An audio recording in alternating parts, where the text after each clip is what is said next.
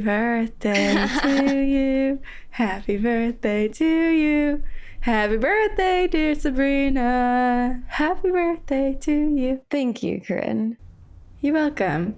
It's funny because I was about to talk about how I'm a little bit hungover and this is 30. I ate so much cheese last night and my stomach hates me. I was going to say, you can't do the things you used to be able to, but I don't think you've ever been able to successfully eat cheese. No. What does it say? Not today? Not today. Anyone. Not today. It's just generally not today. Not today. But your birthday is also not today. It's also not today, but it is the best day. It's in a few days. It's Saturday, right? It's Saturday this year? Yes. But it's the best day ever because it's the day that the universe brought you to us. You're right. That's a really sweet way to say that. Thank you. I thought that the best way to celebrate your birthday would not to be having me compliment you, but rather to do something that means a lot to you, but also probably is one of my biggest fears. And that is go through our reviews and read you some positive reviews. Like, what does Sabrina love most? Oh, when people rate and review positively. I usually try to avoid because my feelings get hurt easily, but I did this for you. I did send you a really good one the other day because it was funny because we've gotten the 2 brain cells, or what is it? 2 girls, 1 brain cell. 2 girls, 1 brain cell. Mm-hmm. The other day, someone rated and reviewed us on iTunes saying, finally, some intellect. And I was like, we're smart. Wow, you think? Thanks. Oh, wow. Oh gosh, here's the thing. There's a podcast for everyone, and then for every podcast someone likes, there's going to be something that's just not quite their style. And some people feel obliged to write down why. But I found some people... Can I real quick compliment myself? Okay, of course. It's your birthday. It's your birthday episode. Thank you. So I know I'm not the smartest person in the room, but the other day I had this moment and I was like, I'm intelligent and I'm a smart human and I'm not in your face smart, but I also know how to put my smartness aside and have a good time, which makes me even more smart. And I just had a moment recently where I was like, I have intellect and I'm proud of myself. Yeah. I mean, there's quite literally nothing you've done in your life to suggest otherwise, I think. I'm trying to think what stupid things I've done. I've done some stupid things. Yeah, but that doesn't rate your intelligence. And there's different levels of intelligence, right? Like some people are very book smart. Some people are great in math. Some people are great with people. Some people are really natural experts when it comes to tinkering and putting things together and tending to the earth and just knowing how to interact with others. So there's so many different versions of smart. Different skill sets. I am going to read you some things that don't say you guys are the smartest, but do say some other things. So I screenshotted a bunch. Oh, I went deep, but I'll just choose a few. This is nice. Okay. So this is from Meg Hayes, and they titled it 5 stars. Awesome listen. Hi, I found 2 Girls, 1 Ghost, and I've been listening while at work, and I'm really enjoying the show. The cat, though, the cat has freaked me out on multiple times. Keep it spooktacular. Oh my gosh. Leia. Wait, I'm going to grab Leia. I'm going to give her her moment. Give her her moment. Show her to the camera. Meow. There she is. Meow. Not only has she spooked other people for screaming, but we have gotten plenty of messages saying that she triggers other cats who there she goes. are by default listening. Yeah. That a lot of other cats enjoy listening to 2 Girls, 1 Ghost because they get to hear Leia. They're buddies. I thought that was a great one. Oh, I love that. Okay. This is also a great one. This is from podcast reviewer 26483763. They wrote 5 stars, or I guess rated 5 stars, titled it Such an Amazing Podcast. This is one of my favorite podcasts to listen to. I haven't stopped binging it since my sister introduced me to it. I highly recommend it to anyone who's looking for a good spine-chilling spook. So the pyramid scheme is working. It's working. Get sucked, baby. Get sucked. Okay, I'll read a couple more. Okay. This is from Use Karma 79. It's called 2 Girls, 1 Good Time. Haha. Rated 5 stars. Love this podcast, although I need to take breaks as I've been getting sleep paralysis when I binge. Thanks, Ghost. Well, we're so sorry. I hope your sleep paralysis has gotten better. I know. Okay, I'm going to read two more. Okay. This is a 1-star review, but I believe it was meant to be 5 stars based on the subject. Unless they like came back and changed their stars. Maybe. It's a hashtag loves to dance, rated us 1 star, but titled it, I love this podcast. This is my favorite podcast, and I seriously recommend it to anybody who loves ghosts, the paranormal, and anything spooky. Corinna and Sabrina are such amazing ghostesses, and they will become your best friends. Awesome podcast, guys. Keep up the great work. Heart. So I think that can be converted over to a 5-star. I think so too. Lastly, I'll end on this. This is from Jessie Mama 22. It is 5 stars, and the subject line is Dear Sabrina. Oh. Hey, ghostesses. My name is Jess, and I found your podcast earlier this year. It's my first ever podcast, so I had to start at the beginning. I just listened to Sabrina's birthday episode from 2020, where Sabrina admitted that she loves to read the reviews, and Corinne suggested that we start addressing Sabrina like she's our diary. LOL. Anyway, I love the show, and I feel like I'm in the room with y'all when listening. You make my night shift so much more tolerable. Oh, that's so sweet. So there you go, your birthday reviews. Thank you. Thanks, Corinne. That was a Dear great way. Sabrina. Dear diary, I was possessed today. I was excited to find that last one too, because I was like, oh, this is perfect. We're calling back your birthday from 3 years ago where you're like, I love reviews. I'm like, here we go. Why didn't I think of this before? I had this literally this morning as I was trying to get myself together to sit down here and greet you with my presence. I was like, we have 6 years as a podcast. I would be so curious for my own journey, my journey into growing into myself and all of this, to go back and re-listen to some of those episodes. Oh, that would be interesting to see how you talk about things. Yeah, it's like a chronological journal of our lives, and we do talk about our personal lives in these. And I remember recording, and we're figuring things out. We're figuring ourselves out. Yeah. I got coffee with Anne, who made our logo yesterday, and it made me think back to the days that I was a PA on Blind Spot. I was getting people's lunch. I was like getting coffee and taking notes for everyone in the room. And then I would get to work super early and record in the mornings. And there was like one time where the elevator just was like standing open on the 6th floor. It was super creepy. And yeah, it just made me feel nostalgic for all the times that we've recorded and how much we've been through in life in 6 years. Mm-hmm. I know, it is really wild. And I feel like I'm reminded of that when sometimes I'll get comments on my Instagram where someone will be like, I just started listening to your podcast and I'm in the episodes where you're talking about how horrible dating is. And then I just looked you up and I see you're married now. Yeah. Where it's like, I'm like, wow, it is so wild how much we have talked about. Like, yeah, you were starting out in your career as a writer in Hollywood. I was going to grad school in psychology. Yeah. Now we keep podcasting.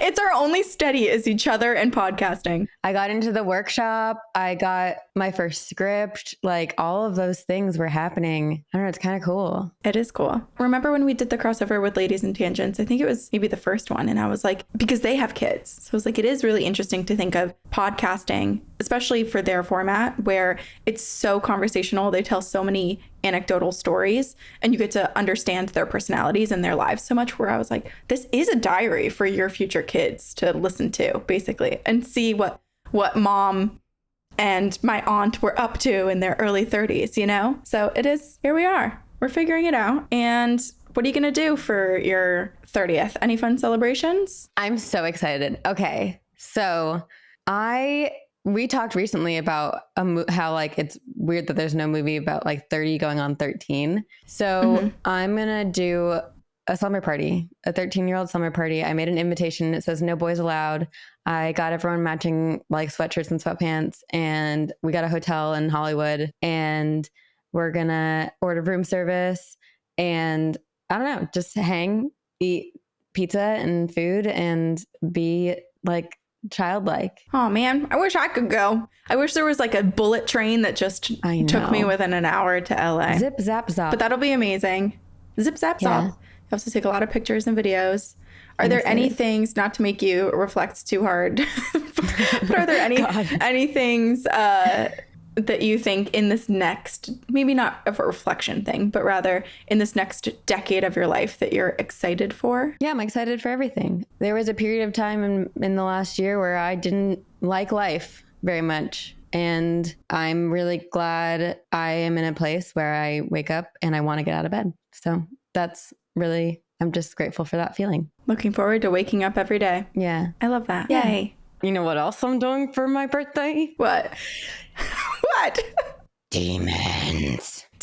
Oh, yes. Okay, this was the worst for me and the best for you. You gave me this. I'm like literally tearing up. Can you even see it on the camera? I don't know. Yeah, I can. I'm like already scared. We realized the other day too on Campfire Stories, because I'm always wiping my nose. It's so gross. I'm so snotty. I'm always sniffling, but it never happens in my normal day life. It is as soon as we start recording, as soon as we get on Campfire Stories. It's basically as soon as we start talking ghosts. And someone was like, it must be your fear response. And so right now I'm like literally I'm feeling it well up. My sinuses are like, oh my God, because Sabrina gave me this prompt. She said, terrifying, Ouija boards, demons, possessions, try your best to scare me. So I am gonna try. I tried to basically do almost everything on that list. So I have 3 stories for today. So should I start? Oh my gosh. Yes, please. Okay. All right. I'm going to start with the one called Inner City Exorcism. Oh. Hello, Ghostesses. Been listening to you ladies for 3 years now. I've always loved the way that you mix humor, creepy things, and your everyday lives into the same episode. It makes listening a roller coaster of emotion and enjoyment. You never know what we're going to talk about next. Nope. Which some reviews have suggested that that's not everyone's style. But we're glad, AJ, that it's yours. Okay. Over my entire life, I've had several experiences and have been surrounded by paranormal and spiritual things growing up. The city I grew up in, Perth Amboy, New Jersey. Did I say that right? I know it. Hey. Yeah, Perth Amboy. You do? Yeah. Perth Amboy. Okay. Perth Amboy, New Jersey is one of the oldest cities in the U.S. and is home to the proprietary house, which is one of the most haunted places in the world. Feel free to look it up. So, nose goes. Well, I'm going to research this one. Great. Love it. Okay. I'm from a Latin/Hispanic background, and a majority of the people in my city are the same, coming from all over South and Central America.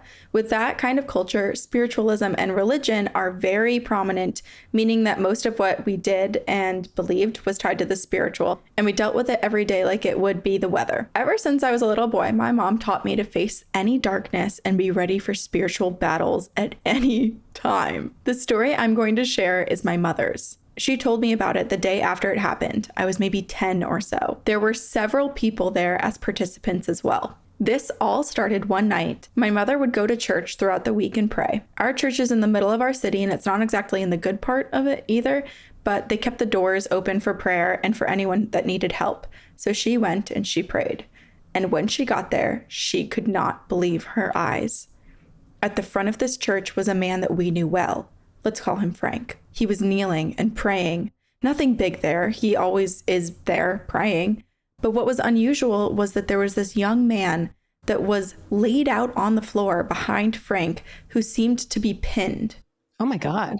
My mother and other people who also arrived to pray were shocked. This boy seemed glued to the ground, unable to move. It was apparent that he had been possessed by something as he wiggled on the ground, but was still unable to break free. They found out afterwards that he was possessed by a demon, and he had gone there to kill Frank.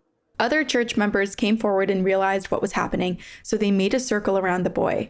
They started to pray and pray, casting the demons out of the boy, demanding in Jesus' name for it to leave and for it to not come back. As they prayed, the boy began to transform and take a snake-like appearance. He began to slither in front of them all. The group prayed harder and harder, and eventually the demon came out of the boy after hours of praying and rebuking. It came out as a dark, shadowy figure, and it sat in the farthest row towards the back of the church for a moment before then leaving the building. Afterwards, they picked up the boy and they drove him home. He spoke to them and how he had dabbled with dark magic and he had used a Ouija board. And that is what led to his possession. After that, he denounced all darkness and he went home. My mom never told me who the boy was, but I hope he kept on the right path and that he stayed safe. I have other stories like this from the time that I saw some red eyes that said my name as a child to me fighting for my pillow with an invisible force, but maybe I'll share those later. Hope you enjoyed reading this at least. Keep up the spooky work and see you on the other side. AJ. AJ. I think it's so interesting that this boy, man, guy who was possessed, that in the demon in his body wanted and was able to go into a church. Like, that is a very, very bold move. Right. The fact that it lingered around there too almost makes me think that it was taking a beat to be like, well, should I just possess someone else? Like, is there something else here that I can do? Like, it wasn't certain that its job was done or that it should move on. It was still surveying the group. My coffee's which is so here. freaky. Yeah. Go get it. So how far away is this place from where you live, Perth Amboy? Or where you grew up? Well, if you want to walk, because apparently that's the first thing my phone wants to do. It's a 9-hour walk. It's because you don't have a car anymore. Yeah. So your phone knows that you're almost never in a car. You're walking. It's about an hour drive. I think it's kind of close to where my where my half siblings live. Interesting. Man, to think that there was this possession that happened right there, so close to where you grew up, so close to your haunted house. Well, to be fair, I feel like New Jersey's got a lot going on. I mean, the whole world, there's, hauntings around every corner, under every pillow. Right. Under every skin. Under every skin. I do get asked frequently whether, like, from people who are like, oh, how's the podcast going? Do you ever think you'll run out of ghost stories? And I'm like, oh, no, never. Yeah, people ask that all the time. I think we could do this every day of the week for the rest of our lives. We could do this for 80 years and we'd never run out of a ghost story. Seriously. I mean, we have like 7,000 emails that we haven't read. Yeah. And there's so many that are recorded and chronicled online too, like for our researched episodes. We'll never run out. We'll never. Never a fear. Are gonna do this forever. Yes, we are. I don't see an end in sight. Do you? No. I'm sticking here. I'm setting my butt down twice a week, every week for the rest of eternity. Same. Okay, great. We're stuck with each other and I can't wait. I love you. I love you. Okay, I'm curious what emails you picked out for your own birthday episode. So one of my birthday gifts that I requested the other day, very last second, was when we were on Campfire Stories, because our listener Percy shared a story. Also, there's so much captivity happening right now.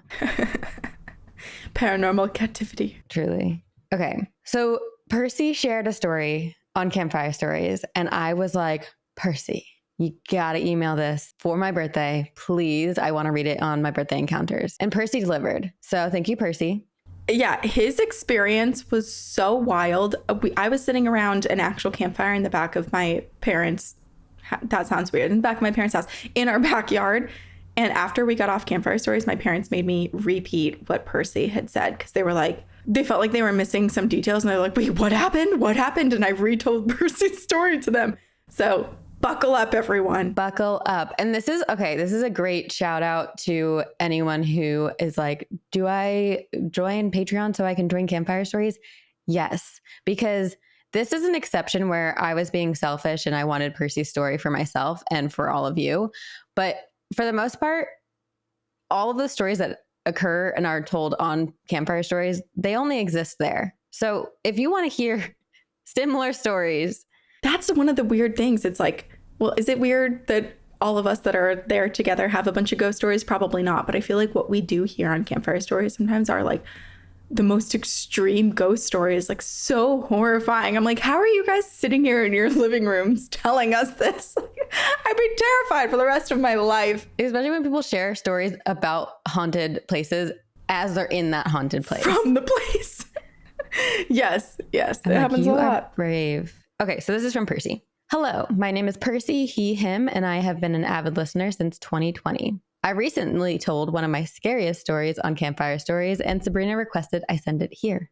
Thank you, Percy. This story takes place in a Midwest urban area, like the type bigger than a town, but you can't really call it a city in itself. And it takes place at the end of my freshman year of college. Don't worry, Corinne, it wasn't Indiana, but it is absolutely terrifying. I was an out-of-state kid, which meant I had to pack all of my dorm up and put it into storage over the summer. My freshman roommate had left early and left the dorm a wreck, which meant it would take me forever to pack and clean it out. How kind. How lovely. I had to be out of my dorm room by 8 a.m. on Saturday morning, and at around 2 a.m., I quickly realized I was out of trash bags and boxes, and I had to go pick up more to continue. Exhausted and frustrated, I drove over to a 24-hour big box store nearby and picked up some supplies. While I came in frustrated, I refocused myself, and I left the store feeling pretty centered.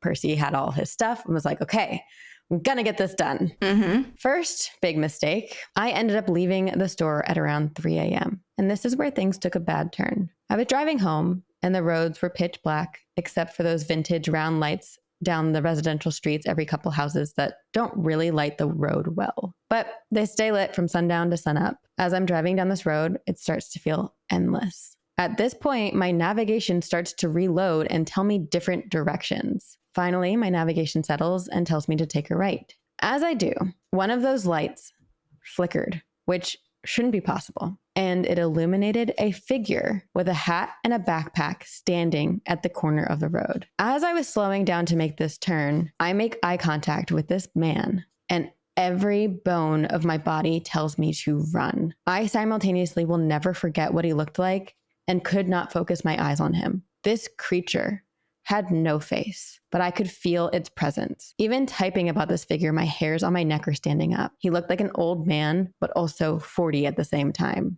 I could see his eyes perfectly, despite it being pitch black. Then, in this quarter of a second, as I'm taking the turn, I hear a baby crying and screeching, and I notice a thing on the back of him that looked like a backpack, but with a smaller creature in it. As I turned my car, which is miraculous that I didn't crash, I felt the eyes on the back of my head and I started sobbing, and I got the overwhelming feeling that I was going to die. I was 100% convinced I would not make it home alive. I looked in the rearview mirror to see if the figure was still there, and not only was it not there, but that light that had illuminated it did not exist. That part. All of this is freaky, but that one freaks me out the most. As I looked behind me, all I could see were darker shadows following my car and blocking out the lights as I drove past them. I slowed my car down, sobbing, as I continued to drive back to my dorm. Not only was I absolutely convinced that I was going to die, but I had images flashing through my head of semi-trucks and other things hitting my car out of nowhere. I really thought, I'm going to die. When I got to my dorm, I sat in my car and sobbed. I looked at the time, only to see that my 5-minute drive somehow took 90 minutes.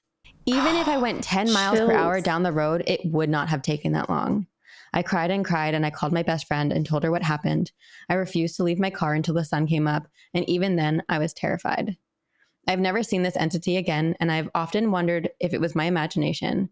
But when I think about how my mood shifted and the absolute terror that I felt, I really do believe myself. I truly believe that maybe I went into a parallel universe and that version of myself died that night. I mentioned on Campfire Stories that I am Jewish and I don't believe in demons, but multiple friends have verbalized that they think that what I saw was a demon. Other thoughts from folks on Campfire Stories were a golem, a watcher, a flesh pedestrian. The one thing missing from this story is my nervous laughter through all of it.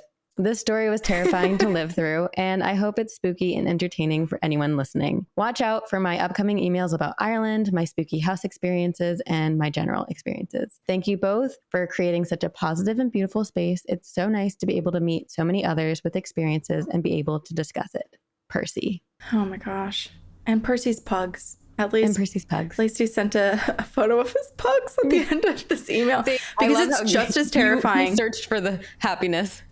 I was like, I'm not going to show Normally I don't read along. I just listen. But I felt like I had to like hold my own hand throughout this story. Even though this is the second time I've heard it, it's still just as terrifying. It's so because terrifying. I don't understand. It's so weird because it's like Percy went into there was some sort of glitch that happened or some sort of like portal dimension or whatever.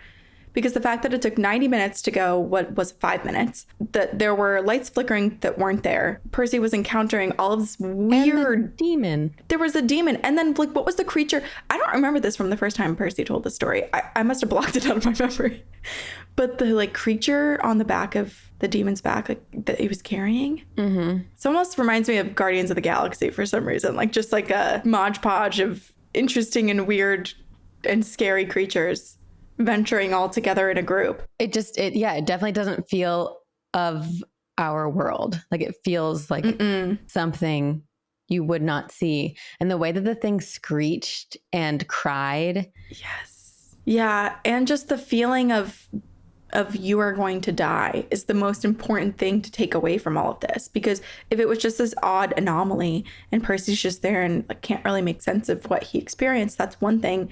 But for him to know that he was in danger in that situation, like he clearly wasn't supposed to be there. Or if he was, if this thing was like creating this world to suck Percy into, then there was imminent danger there. Yeah. I just went into like a deep pit in my own brain and started thinking about, because I very much believe there are moments where you come into like something wild happens, but like you glitch out of it. Like I do believe that there are weird timelines and almost maybe we have died in other timelines and you jump to another one. I don't know, but then it brings up so many questions. So I don't really understand it. But in this situation, it is so curious that Percy lost time. And that feeling is so overwhelming that it does feel like, okay.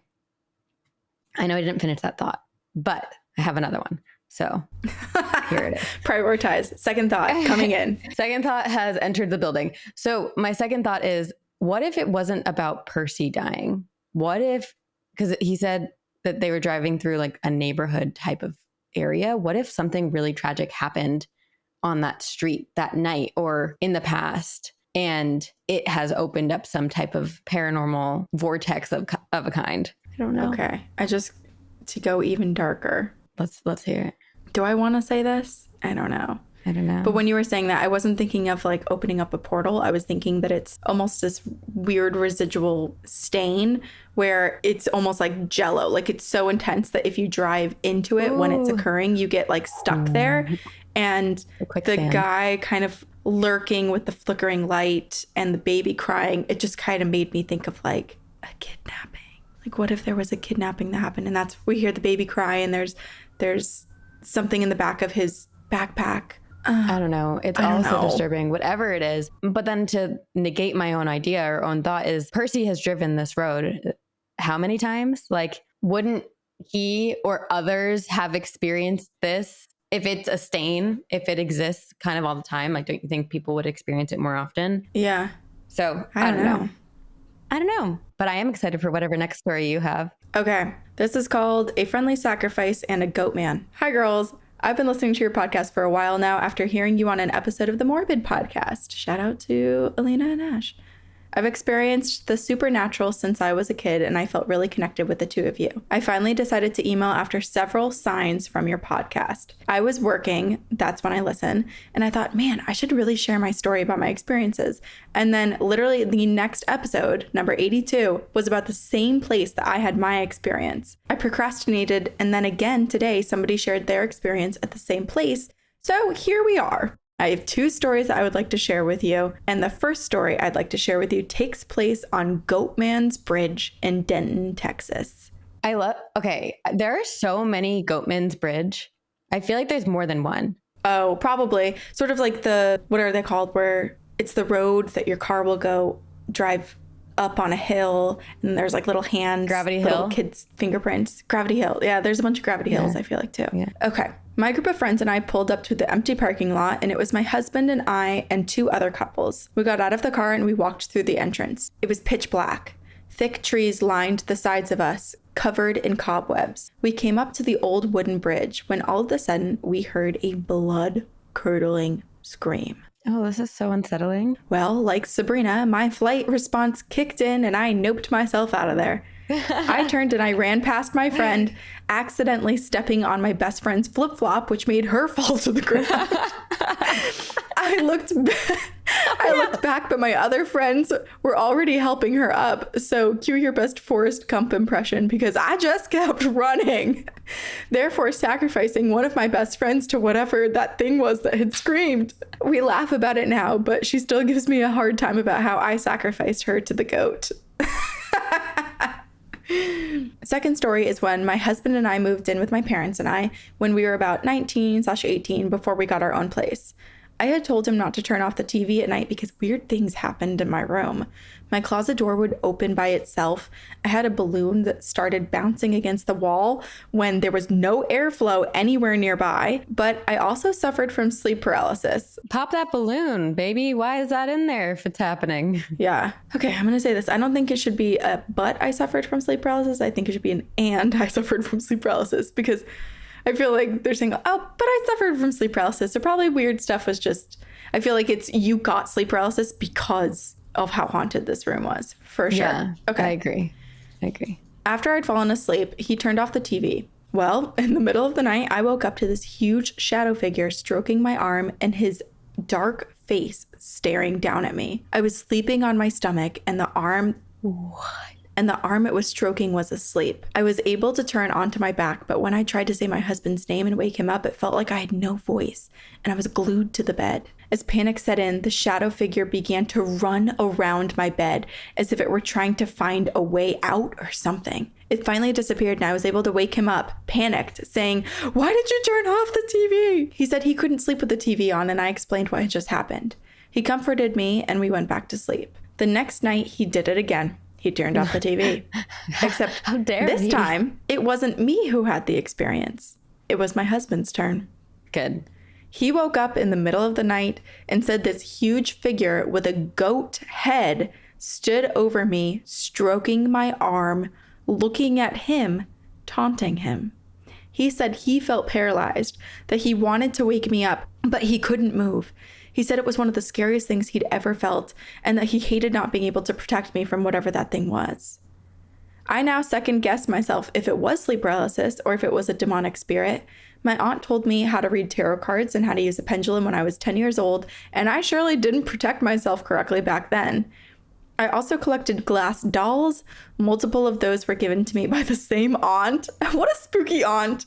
Yeah. So who knows if it's because of my inexperienced self communicating with spirits or if there was a spirit attached to one of the dolls, but we've never had any more experiences since we moved out of my stepdad's house, and my glass dolls have been safely wrapped in storage till we get a house. I was saving them for my daughter, but now I'm not so sure I should give them to her. Thanks for the endless hours of entertainment while I groom dogs for 6 to 8 hours a day, 5 days a week. I hope I see you all in Dallas for my birthday. See you on the other side, Lindsay. We hope to see you there too, Lindsay. And I have so many things to say. Okay, first, this scares me so much because I feel like we've talked about sleep paralysis and people are like, it only happens if I sleep on my back, but clearly it also happens if you're sleeping on your stomach.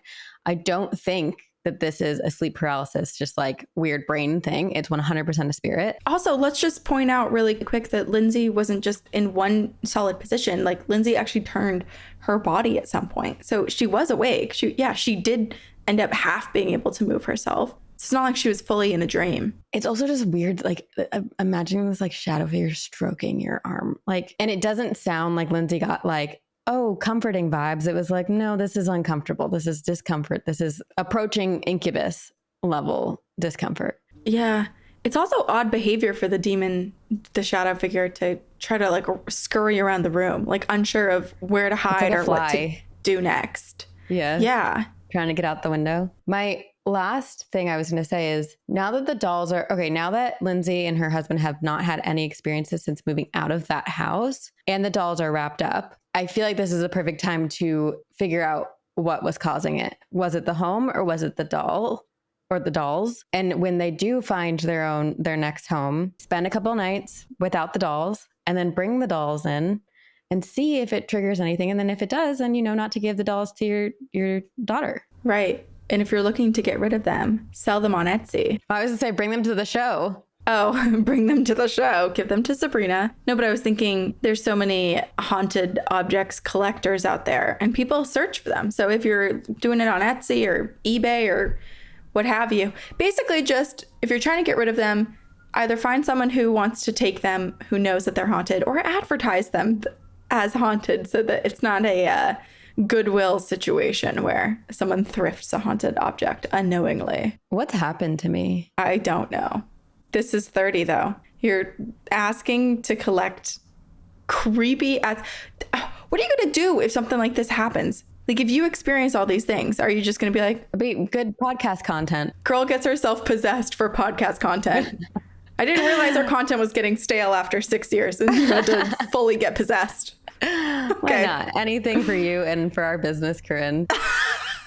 I laughed yesterday because yesterday we were on a call with Seth, our manager, and we were just having a conversation and he asked about like drinking, and you and I both kind of took a break from drinking for a little while. And then I said something like, well, I'm getting back into it now. It's been kind of fun. I'm in this, like, I'm just going to be really impulsive and make bad decisions phase of my life. So stay tuned, everyone. And then he was like, okay, writing this down. Sabrina, impulsive phase of life.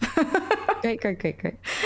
Corinne, not drinking. Okay. Very different behaviors from his my hands full two here. clients. Oh my gosh. I'm excited to be crazy. Do it. Let your freak flag fly, girl. And I'm going to do it by collecting your haunted objects and getting possessed. Knock on wood, I'm not actually going to get possessed.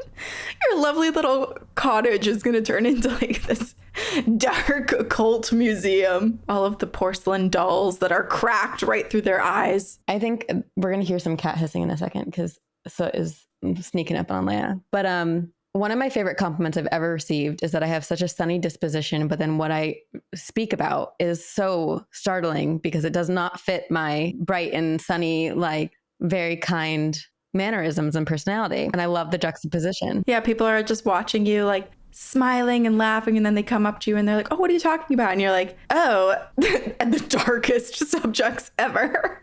Damn it. So I feel like this home is going to take on that exterior, beautiful, sunny, like welcoming.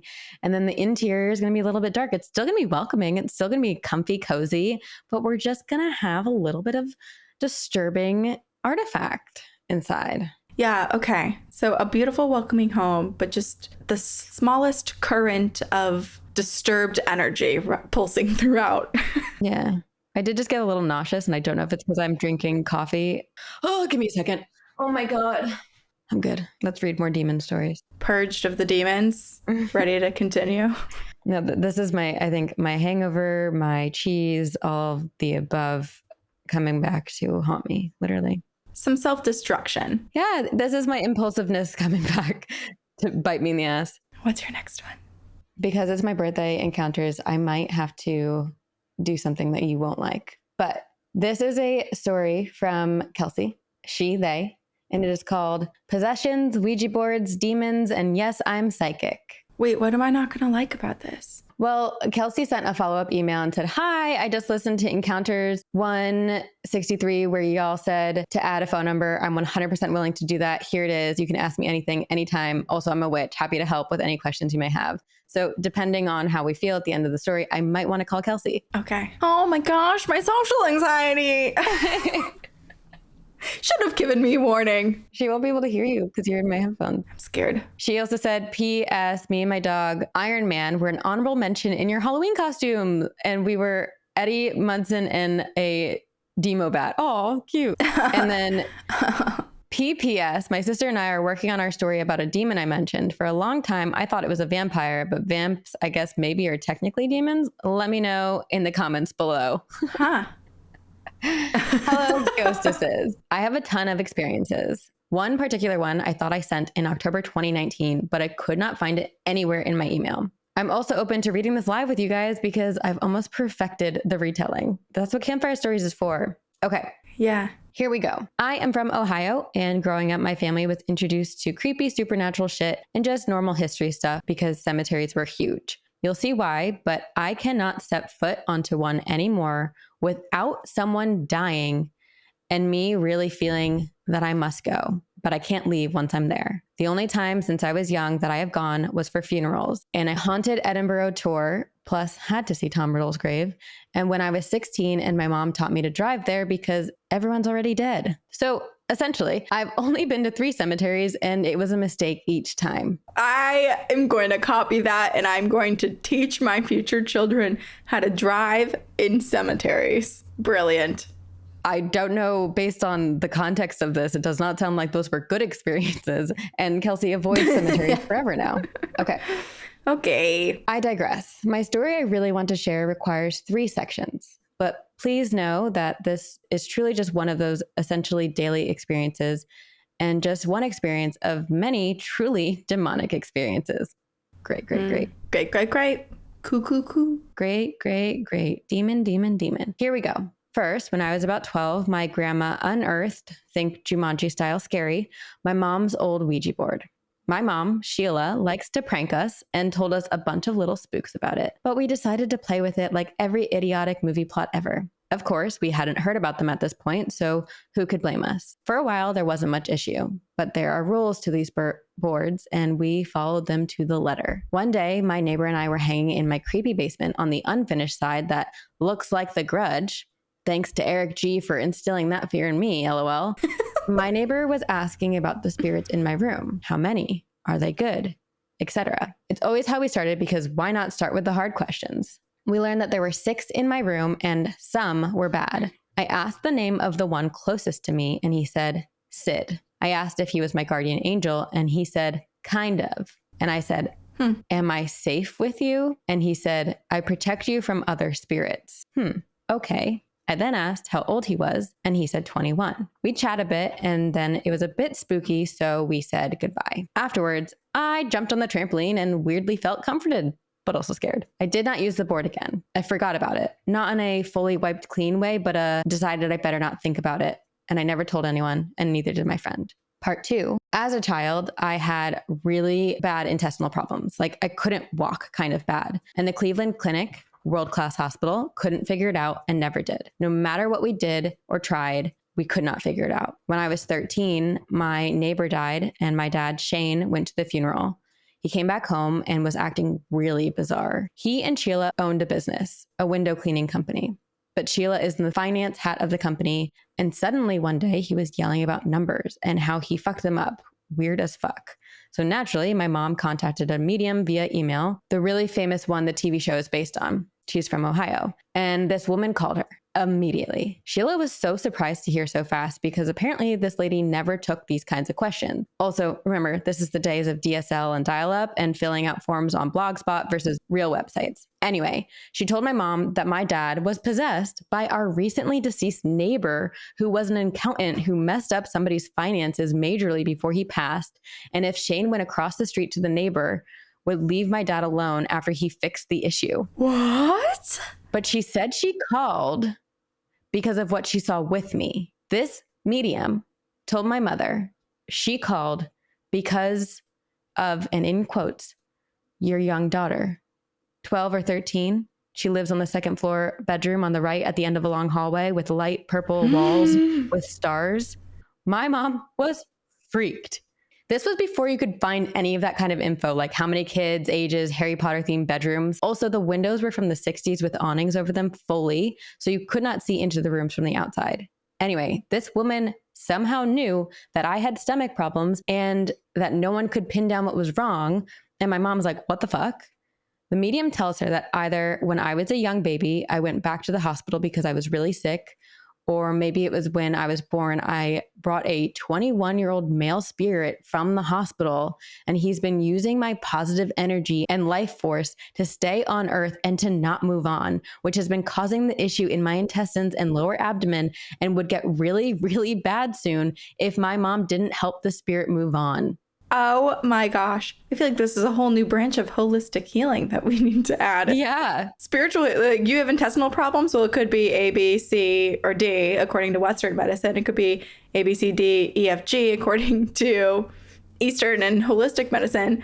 Or you could have an attachment, a spiritual attachment. You have a spirit using your life force. Dang. I did not predict this. You could have given me 100 guesses as to how this call would go, and that is not what I would have thought. I know. The medium taught my mom about saging and cleansing the house, how to do it and why. And so my mom did not tell me or my siblings and just did it. I have questions here because how do you know now? When did your mom tell you? Okay, part 3. I'm 16 and I was on my way to a football game. It was my first game meeting friends where I was driving myself. Sheila stops me and says, "Hey, Kels, just curious, have you had any stomach issues lately?" I say, I never realized it, but no, I haven't for a few years. Okay, bye, Mom. And she stopped me. And then she finally tells me the story of part 2 above. And I said, holy shit, are you kidding me? So I told her part 1, which is the Ouija board thing. And I don't tell her his name or age. About to head out when I realize his name was Sid. So I stop and I tell my mom, or I ask my mom, did she tell you his name? And Sheila says, well, she kept saying maybe it's Australian or something because she was hearing Sydney, and then just a bunch of emojis. Yeah, that is a jaw-dropping moment. It's wild, but also so incredible that all of these pieces came together. Like I feel like one thing could have happened and the other one didn't, and Kelsey could have just continued to have a really bad stomach problem. I have had so many experiences. So besides that huge one, here's one that mine and my sisters wanted to tell you. If you want, we can put together an email for part 2 to tell you. But I'm clairvoyant and clairsentient and extremely attuned to the spiritual world. I can sense good versus bad versus simply present. And I can predict the future. I can see it in my dreams and in signs. My guides are strong, but I don't know really how to tune into them. As once I tried to do a familial meditation and I accidentally opened the wrong door. We'll put it that way. Another story of mine, I was living in New York City in my first apartment on the Upper East Side in a building from 1911. We had a friendly ghost, and whenever I was alone, things would happen. Like my bathroom light would turn on, then the water, then both would turn off, then the door would creak. The light switch is visible from the couch, and I could see that he was a nice old man, but not necessarily because I could see him, but because I felt him. A year into living there, my first set of roommates moved out, and my little brother, a non-believer, and a random from Craigslist, who I didn't know but was a believer, would all be alone at many times, all experiencing this man who lived with us. One day I heard footsteps of a child and laughter running down the 20-foot hallway to our front door and back, but it was upstairs in the very old landlord's unit. He lived alone and had no children, and I heard that a lot, but it never really felt bad. One day, my roommate and I, in a rare moment where we were both home, started to watch The Arrival, or that alien movie, spooky. Then we both heard it. The kid. I said, did you hear that? And he goes, you heard it? And we realized all along what we've been hearing. When my brother got home too, he confirmed, but he has been trying to rationalize it. Shortly after, the first time I spent a weekend there alone, I had been in the bathroom, again, last door of a hallway and door visible in living room. I decided while watching my fave show, Supernatural, to pause it and go pee real quick. Door open because freedom, duh. As I am midstream, I feel the most evil presence I have felt since being in Scotland, and since my story of me and my sister, which is to be told later. I felt a rush. As I looked up, the door was slamming itself shut, and I saw a 14 to 15 foot dark shadow creature, humanoid, but all shadow, rush by. I couldn't breathe. I stood up and I wiped. I mustered the strength after a full 5 minutes to go look, and nothing was there. Nowhere. Not in any room. I went to flush because I didn't when I left, and I washed my hands. And then I heard the front door open and my brother walk in. I just asked if he had been there, and he was like, no, you weirdo, and went into his room and closed the door. I immediately cleansed, but the feeling did not leave for a few weeks. And now I take larger precautions: devil's shoestring on the door, quince seeds, railroad nails, and many more things. I even put salt on the door line and caulked it in. And once I did that, never experience anything in that apartment again. Wait, that's kind of genius. I never thought about caulking it in. That's so smart. Before I did all of that, I did have many sleep paralysis moments. And in college once, I had a moment where I saw and felt something crawl up my body. That story I can barely think of or relive because when I do, something always happens. In September 2020, my dad passed away, and I am visited by him frequently in my dreams and in real life. But those stories deserve their own email. If you want to hear more of the spooky stories, I have a ton. Also, whenever I'm freaked out while listening to your podcast, a fruit fly appears. Stay safe and see you on the other side. Kelsey. And she sent a photo of her dog, but it's not in the one that is in our inbox because... Okay. I mean, to start with the New York City apartment, the running upstairs kind of reminded me a little bit of the Dear David story, where it's just like you hear noise above you and something's there and there's some creepy kid or something. But I think what's incredible about that experience is how many people experienced it. Like truly everyone who was in the apartment heard it, experienced it, saw this man or felt him, which is so validating if you've never had someone else experience a ghost story with you as well. That's the wildest part about the apartment is up until that moment, every experience only occurred when people were alone. Like it's almost as weird. Mm-hmm. I wonder if it was trying to pick which one is the most vulnerable. Yeah. Freaky. And then the freaking Sid, Ouija board, illness, medium, like the fact that the medium, just from hearing Kelsey's mom's, I don't know if it was a voicemail or if it was like a submission via the internet about the dad, but the medium knew instantly about Kelsey. And that was why she called. I want to understand what that's called, because I feel like that's more than just, maybe it's a branch of mediumship or something, but I feel like there's so much more to that than just thinking and like, well, maybe it is. It's just so wild to me that someone can just see an email, like not necessarily have to touch someone or see their face or anything like that, and just immediately find exactly where they are in this universe and see everything that's around them. It's like extreme astral projection. It's like remote viewing.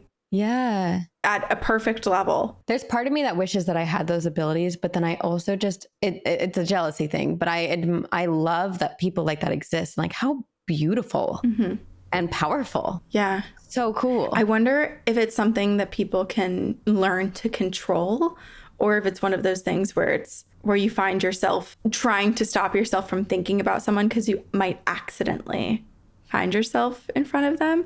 Sort of like a privacy thing where it's like you're thinking about your friend or you're thinking about your mom or something, and then accidentally you're watching them like in their kitchen and you're like, oops, I didn't mean to be here. I'm very, very curious. Yeah. Dang. Okay. Well, I have a story for us to end on that is kind of similar to, honestly, it's a bit similar to Percy's story. Oh, great. Ish. You picked some great ones. Thanks, Corinne. Yeah. It's called Accidental Death and Lost Time. Oh. Hi, friends. My name is Nicole Ann, she, her, and I'm a longtime listener, first-time writer. I just listened to Encounters 132, and a listener wrote in a story called The Ouija Board Killed 3 of My Aunt's Friends, and another listener wrote in about their experience losing time. The first story reminded me of something my mom told me, and the second story reminded me of when I experienced my own time loss. In the Ouija board story, 3 people died very tragic deaths, and 1 woman was decapitated. So, for my story, years ago, I asked my mom if she believed in witchcraft, and she very sternly said, yes, it's real. You have to take it very seriously. I was taken aback by how grave her voice was and asked her, did something happen? And she then went on to tell me the story of one of our family friends who was a practicing witch for many years, but stopped after something terrible happened. My family friend, let's call her A, was wronged by someone, let's call them B, and was so angry that she put a hex on B. The hex was supposed to inconvenience B in a significant way, like losing a job or losing a lot of money.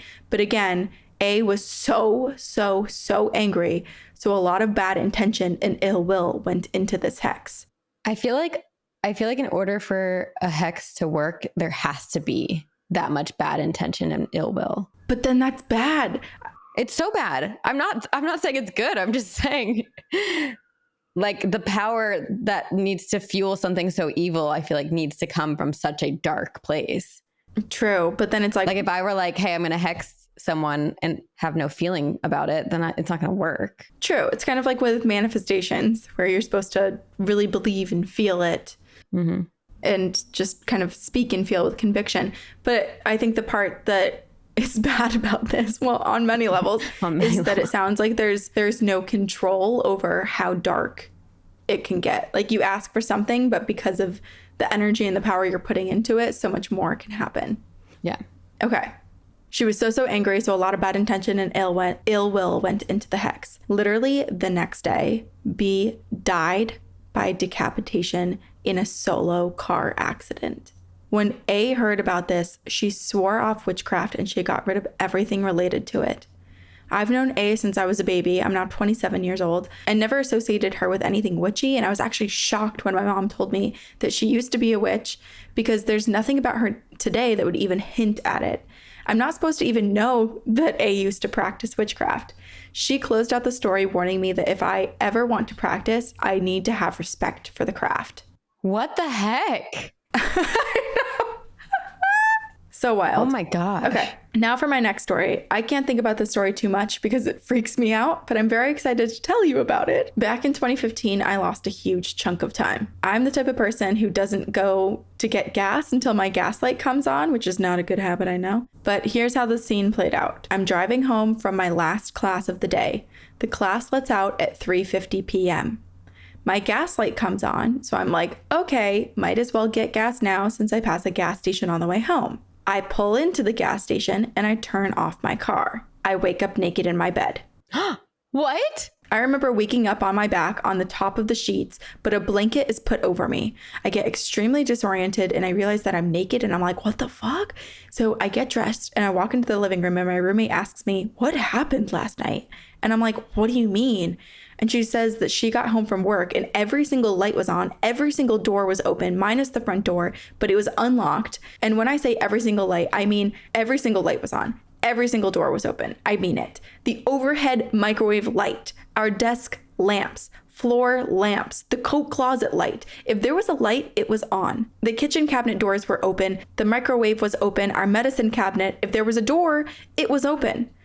She goes to my room and sees that I'm butt-ass naked, laying in bed, and she puts a blanket over me, turns off my lights, and then closes the door. I told her the last thing that I remember was looking at my gas light and turning off my car. So we go outside, we turn on my car, and my tank is full. So somehow, I still got gas. I just don't know how. I don't even remember unbuckling myself. So we start to theorize what could have happened, but for the life of us, we are stumped. At the time I was 20, I couldn't get into clubs. I couldn't buy my own alcohol. I only drank with my roommate because really we were each other's only friends. She closed at work that night and got home around 10, and that is when she found me. So yeah, that's it. I don't think I'll ever know what happened, and maybe it's better that way. Hope you enjoyed these. I have plenty of ghost stories that I'll send in one day too. I'm able to see and communicate with spirits. It's a gift I inherited from my great-grandmother on my mom's side. And it's made my life very interesting. Till next time, Nicole Ann. Nicole. Okay. I'm like at a loss for words with this. Same. First of all, I really want to know more about the A hex. Like, what did she do to put the hex on B? And like, what caused that anger? Her, whatever form of divination she was practicing seemed to be really dark and ill intent. And so I really appreciate that Nicole Ann's mom didn't just say like a blanket, like stay away from witchcraft or stay away from this, because she clearly understood that the problem wasn't that, it was how it was used and how deep and dark her friend had gotten into it. You know, it's like how you use it and what you ask for, just with anything too. And so I'm glad that Nicole Ann's mom's warning was more of like, you need to respect these things because terrible things can happen when you wish ill upon someone else and when you have bad intentions. You create evil. Ooh. And then freaking how? It's not like there's literally no explanation, no logical explanation for how Nicole could just lose that much time, go from turning her car off because she had an empty gas tank at a gas station to waking up naked with all of the lights on and like in her apartment, like having no memory of how she got there. Yes, it is so bizarre because, okay, so her roommate came back at 10-ish p.m. and she lost time just a few minutes before 4 p.m. There's a huge chunk of time that is missing. And this is before, I mean, Nicole didn't even wake up until the next day. So really she was unconscious for like more than half a day, basically. It's so scary. The cabinets and the lights things, that's weird. At least whatever happened, if it was aliens or some type of like spiritual possession. That's what I was thinking. They filled the gas tank. Oh, that's interesting. Because Yeah, because at first I was kind of thinking aliens, like a little alien abduction, especially with the electrical being weird and all that sort of stuff. But it is interesting if it was some sort of spiritual reason, some sort of like possession almost, because Nicole Ann did say that she's very connected to the other side. But yeah, I mean, I feel like there's a lot of things that happen in people's life with like mental health and with stress that your body can have a response to shut down. But what's confusing about this is every single door, every single light, like literally everything being open. It feels like one of those Paranormal Activity movies where it's like poltergeisty. There's all this energy and it's like, boom, everything's open, everything's on. It's really hard to process that. And I feel like Nicole is sharing this story and maybe it's the way you read it, but like with almost like it's terrifying and I've tried to figure it out, but it happened and there's nothing I can do about it. But it is, I guess there is nothing you can do about it, but that is like absolutely terrifying. I wonder if hypnosis would work. Oh my gosh. Wait, Nicole, you should totally do one of those. Like you and your roommate, if you guys are still friends, you guys should do like a YouTube hypnosis or something. Because I'm like also scared for Nicole where I want there to be a supervisor in the room while she's going through hypnosis if she's following one of the YouTube channels. Yeah. And I want her to just do it because especially given how much time she lost already, I'm like, oh my gosh, what if that summons something else? And she suddenly is losing 3 days of her life. Like there's alien abduction stories though where people do go missing for like 4 days, 7 days. For a long period of time. Yeah. Okay, well, now I have a birthday wish, and I know that this is my birthday episode, but I have a birthday wish for the next year of our podcasting. Mm-hmm. We have talked about doing past life regression hypnosis therapy. Yeah. I would like to wish and request that in the next year we do that as episodes and we film it. Ooh, that's a great idea.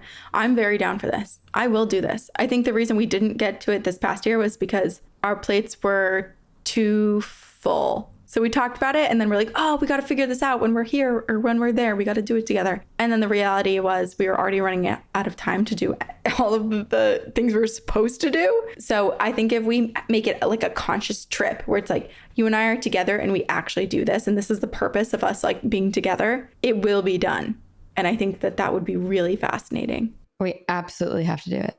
If anyone has a good recommendation of someone we could use for this, because I feel like a lot of the processing and like building up to it is going to do the research, is going to be doing the research and finding the right person to do it with. Mm-hmm. Yeah. So if anyone's been to anyone that, you really trust and feel safe with to do this, let us know. Happy birthday, Sabrina. Thank you. Our cat-loving, alien-obsessed ghostess. Cats and aliens might be the same thing. We don't know. That's true. That's true. Hey, we might be aliens too. Who knows? What even is... I was going to say, what even is evolution? But I realize some people might not realize I'm being facetious. I kind of stopped myself halfway through. I'm kidding. But what is life? Okay. We love you all. If you have any hauntings, demonic possessions, or cryptid, anything paranormal, supernatural, weird, please email it to us at twogirlsoneghostpodcast@gmail.com. And then come join us on tour. We are coming to 32 cities in the US, one show in Canada, in Toronto. Please come. We would love to see you on the road. We would love to have your recommendations as well. If there's places that you recommend that we stop while we're on the road in these cities, please let us know. We love you all so much. And let's keep this birthday celebration going by you guys reading and reviewing us on iTunes and Spotify or wherever you listen, because that's your gift to Sabrina, okay? Mm-hmm. Yes. Shout out to our team, Loren, Avery, Christina, our manager, Seth, everybody who helps us. All of you phantoms who listen every single week or whenever you listen, whether you binge it or get to one episode every 3 months because you have to take a break because it's creating hauntings in your house. We still love you and appreciate you. And we will see you on the other side. Very spooky.